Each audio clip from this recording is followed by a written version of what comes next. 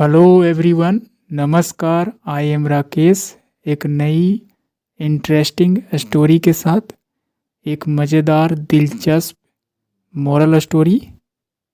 आइए इस स्टोरी को हिंदी में समझते हैं। जैसा कि आप सभी जानते हैं, this is the best way to learn English language for those learners they are Hindi backgrounds, that is reading and translation method के जरिए हिंदी लैंग्वेज की मदद से इंग्लिश को इम्प्रूव करते हैं। So let's get started. First of all, what is the title name of this story? The title name is the good master, that is Hindi meaning एक अच्छा मालिक। Master it means boss, honour, you can say कह सकते हैं। Master का मतलब मालिक, स्वामी, एक अच्छा मालिक। This is the Hindi meaning. Let's move on the first paragraph. I am going to read and translate into Hindi. Once upon a time, एक समय की बात है। देयर वाज आ मर्चेंट, एक व्यापारी था। वन डे, एक दिन। He was going on a matter of business, कहा जा रहा है एक दिन क्या हुआ, वह कहीं जा रहा था। गोइंग ऑन, कहाँ जा रहा था? On a matter of business, एक व्यवसाय के संबंध में। इट मीन्स व्यापार करने के मामले में वह जा रहा था। A matter of business it means व्यवसाय के मामले में। His servant was also accompanying him, कहा जा रहा है कि उसका जो नौकर था, उस मालिक के नौकर भी, वाज आल्सो भी, साथ में उसके साथ जा रहा था। यानी कि मालिक के साथ उसका नौकर भी जा रहा था। अकम्पनी इट मीन्स के साथ में जाना। As they were walking along a road, जैसे ही मालिक और नौकर जो थे, दे वे लोग, वर वॉकिंग यानी कि चल रहे थे, जा रहे थे। अलोंग अ रोड, रोड के किनारे किनारे, सड़क के किनारे जो है से चल रहे थे। दे सा, उन्होंने देखा, यानी कि दे उन लोगों के लिए, उन दोनों के लिए। सा, सी का सेकंड फॉर्म, सा, देखा। आ लेबरर, डेट इज लेबर, एक मजदूर को देखा जो श्रम करने वाला हो। लेबर का मतलब श्रम, और उन्होंने क्या देखा? एक मजदूर को देखा। Carrying a heavy sack coming from the opposite side, कहा जा रहा है कि उन्होंने क्या देखा? एक लेबर को देखा। किस अवस्था में? ढोते हुए। कैरिंग यानी कि ढोना, कैरिंग मतलब सामान ढोना। A heavy sack, sack it means बोड़ा कह सकते हैं। एक बहुत ही भारी बोड़ा जो है वह कैरी किए हुए था। कमिंग फ्रॉम, और आ रहा था, फ्रॉम द अपोजिट साइड, यानी कि अपोजिट इट मीन्स विपरीत दिशा से आ रहा था। यानी जिस दिशा में नौकर और मालिक जा रहे थे, उसके अपोजिट साइड से एक मजदूर जो है बोड़ा को कैरी करते हुए वह आ रहा था। As the labour passed by, जैसे ही मजदूर जो है, लेबरर ऐसे लेबर ही प्रोनाउंस करेंगे। मजदूर जैसे ही पास्ट बाय, नज़दीक से गुजरा। The merchant was heat, merchant जो था, व्यापारी जो था, वाज हीट, उसे चोट लगा। यानी हीट किया, टक्कर लगना, चोट मारना। हीट का यहाँ पर सेकंड और थर्ड फॉर्म हीट ही होता है, हीट हीट हीट। यहाँ पर वाज के बाद वर्ब का थर्ड फॉर्म का इस्तेमाल किया गया है, पैसिव स्ट्रक्चर है। The merchant was hit by the sack, by the sack यानी कि उस बोड़ा के द्वारा, बाय द सैक बोड़े के द्वारा क्या हुआ, हीट कर गया मर्चेंट को, यानी कि व्यापारी को चोट लग गया उस बोड़े के माध्यम से। जैसे ही मजदूर जो है से गुजरा नज़दीक से, एक तरह से टक्कर लग गया। एंड और हीज कैप, और उसकी जो टोपी था, फेल ऑन द रोड, और ऑन द रोड यानी कि सड़क पर क्या हुआ, गिर गया। उसकी टोपी जो है मर्चेंट का सड़क पर गिर गया।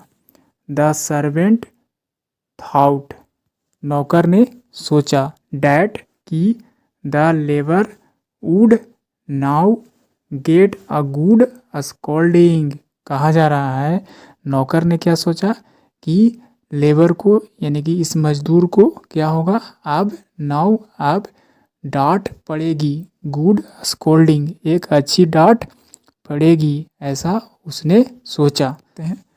बट लेकिन, टू हीज सरप्राइज, लेकिन सरप्राइज होते हुए उसने क्या देखा, द मर्चेंट सैड, मर्चेंट ने व्यापारी ने कहा go and help the labour pick his sack, कहा जाओ और मदद करो the labourer, it means labour मजदूर को, पिक उठाने में, हीज सैक उसके बोड़े को उठाने में क्या करो, मदद करो, ऐसा मर्चेंट ने कहा।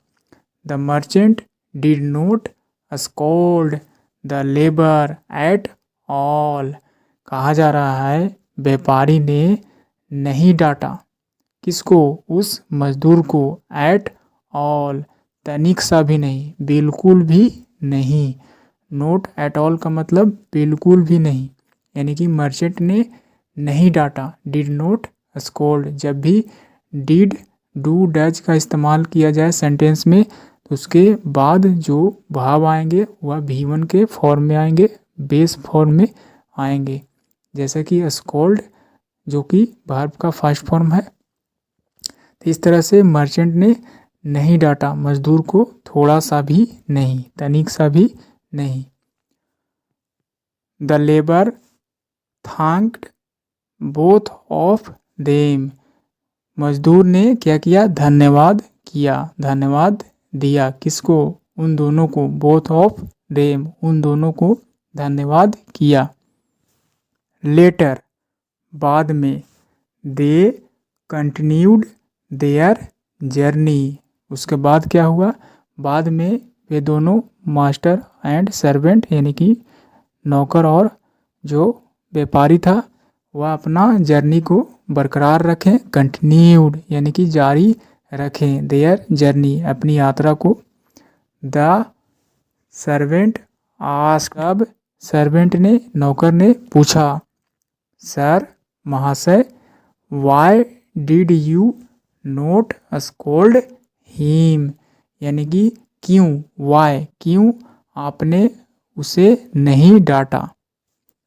द मर्चेंट रिप्लाइड, तब जो है व्यापारी ने उत्तर दिया, इट वाज माई मिस्टेक, यह जो था माई मिस्टेक यानी कि मेरी गलती थी। नॉट हीज, उसकी नहीं, यह मेरी मिस्टेक थी, मेरी गलती थी, नॉट हीज उसकी नहीं।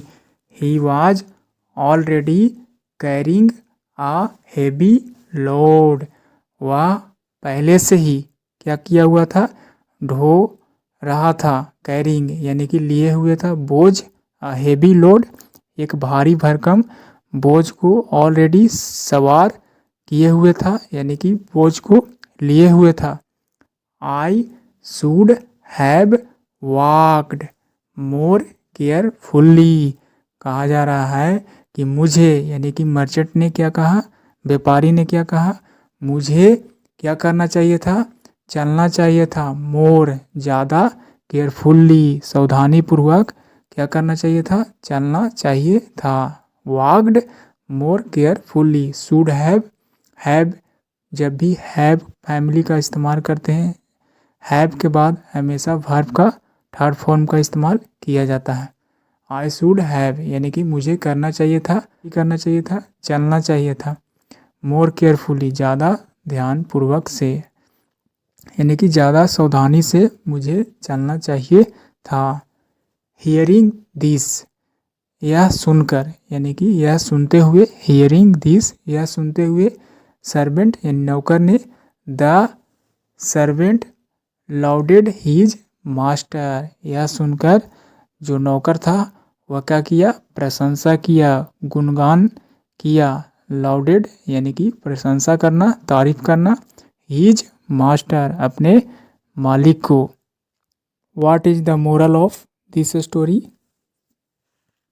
The moral, a person should never blame others for his fault. कहा जा रहा है किसी भी पर्सन को, यानी कि अ पर्सन कोई भी व्यक्ति को, शुड नेवर कभी भी नहीं करना चाहिए, क्या, ब्लेम यानी कि दूसरे को इल्ज़ाम लगाना। ब्लेम का मतलब दूसरे को इल्ज़ाम लगाना। अदर्स यानी कि दूसरे को ब्लेम कभी भी नहीं करना चाहिए। फॉर हीज फॉल्ट अपनी फॉल्ट के लिए, यानी कि खुद की गलती के लिए, खुद के दोष के लिए दूसरे को इल्ज़ाम नहीं लगाना